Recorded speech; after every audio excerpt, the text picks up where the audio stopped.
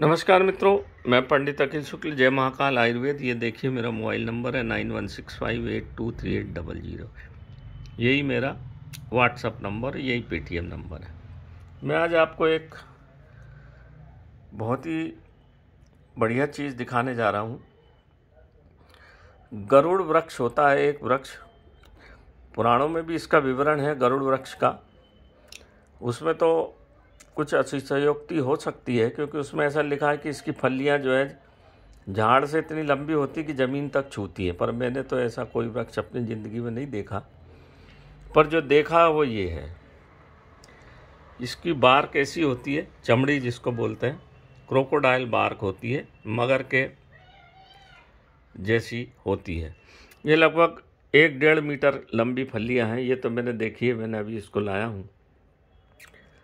इसको गरुड़ वृक्ष इसलिए बोलते हैं कि इसके नीचे सांप नहीं जाता। ये बात सत्य है, सांप इस वृक्ष के नीचे कभी नहीं जाता।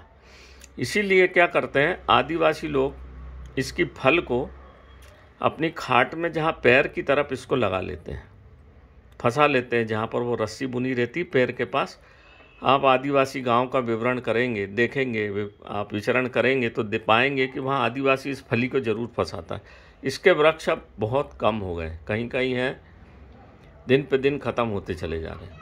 मैंने ये पेन फंसा दिया, ये सूखने के बाद देखिए इस तरह से फट जाती है, और इसमें से ऐसे वो अंदर देख रहे हैं सफ़ेद सफ़ेद बीज, ये रखे बीज, इस तरह से बीज निकलते हैं छोटे छोटे। इसमें पंख लगे रहते हैं, तो ये उड़ के इधर उधर जाते हैं, ताकि प्रकृति खुद चाहती है कि ऐसे पौधों को, जो बहुत महत्वपूर्ण पौधे होते हैं, उसमें भगवान इस तरह से कुछ व्यवस्था जमा देता है ताकि इनका फैलाव हो। ये बात सत्य है, हमने भी इसके नीचे देखा सत्यता है कि नहीं, तो आदिवासियों से सांप पकड़ के और इसके पेड़ के नीचे डाला, वो भाग जाता है, वो उसके नीचे ठहरता नहीं। उसमें तो विवरण है पुराणों में कि सांप 2 भाग में टूट जाता, तो उसी को देखने के लिए हमने डाला, पर टूटता उठता तो नहीं है, पर भाग जाता। भागता इसलिए भी होगा शायद कि इसकी जो फलियां हैं वो नीचे गिर जाती हैं, इसके टूटे हुए टुकड़े फट के नीचे गिर जाते हैं, तो इसको नांगता नहीं है, वो तुरंत भाग जाता है दूर। तो ये अब उसके जो भी कारण रहे हों, फली से डरता हो या वैसे भी है सांप के जैसी दिखती है, बड़े सांप की जैसी, या गरुड़ के चोंच की जैसी, जो भी वो समझता हो, अपन तो कुछ जानते नहीं। इसका मुंह जो होता गरुड़ के चोंच के जैसा होता, फटने के बाद ऐसा फटा रहता है, तो भाग जाता हो या जो भी कारण हो। परंतु आदिवासी लोग इसका जरूर प्रयोग करते हैं मित्रों, और इसको वो घर में भी रखते हैं। तांत्रिक उपयोग भी है इसका। जिसको काल सर्प दोष हो, तो तंत्र में कहीं कहीं मिलेगा आपको। आप अगर गोरक्षनाथ संहिता देखेंगे तब शायद उसमें कहीं एक आध जगह गरुड़ वृक्ष का विवरण मिल जाए। तो जिसको काल सर्प दोष हो, तो ये बीज को ताबीज में भर के पहनाते हैं। काला लहसुन का बीज, जिसको मैं डालूंगा वीडियो, उसको 1000 दाना लहसुन भी कहते हैं। और इसको अगर एक दाना अपने घर में गले में डाल के ताबीज में डाल दो, तो काल सर्प दोष कटता है और अकाल मृत्यु नहीं होती। अकाल जो आता है ना, काल कभी भी आ सकता है, तो असमय एक्सीडेंट, असमय मृत्यु, परेशानियां, नज़र आदि से ये बचाता है। तो आदिवासी लोग इसको ताबीज में डाल के पहनते इसको।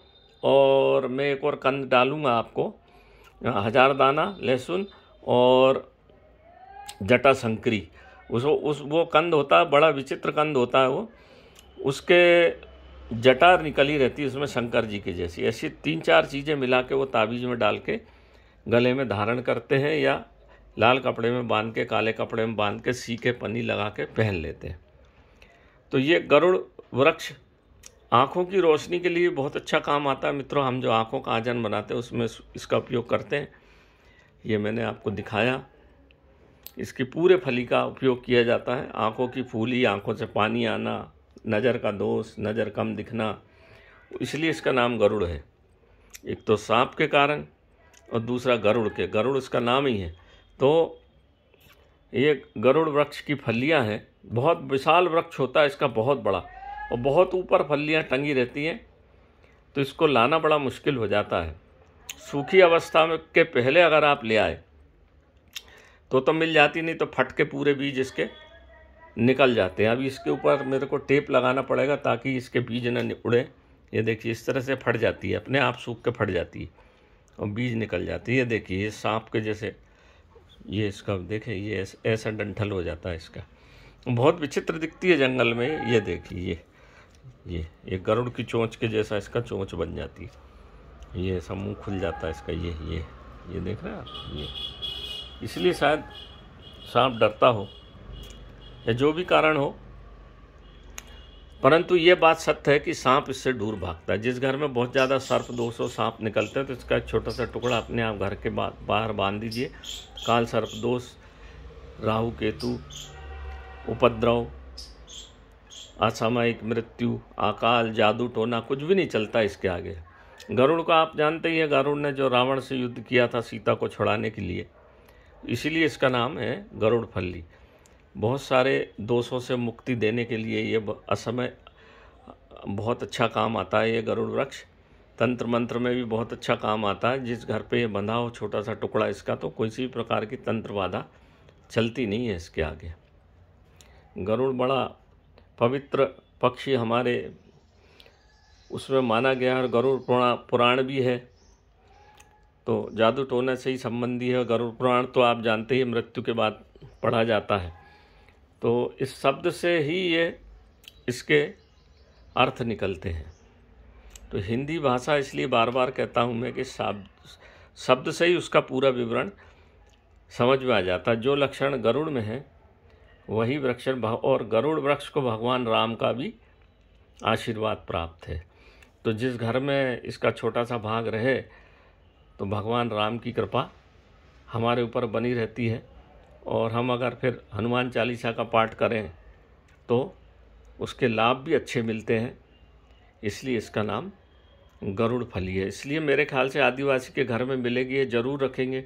बुरे सपने जिसको आते हैं, डर जाता है जो सपन में जिसको पेशाब हो जाती है कई बार, तो उस सब को दूर करने के लिए वो अपनी खाट में पैर के पास, पैताना बोलते हैं उसको, पैताना भूल गया था मैं शब्द, पैताने में इसको ज़रूर रस्सी में फंसा के रखते हैं और उस पर खाट पे सोते हैं। उससे उनको बढ़िया नींद आती है, दिमागी परेशानियां दूर होती हैं, बुरे सपन दूर होते हैं, और सांप से भी रक्षा होती है।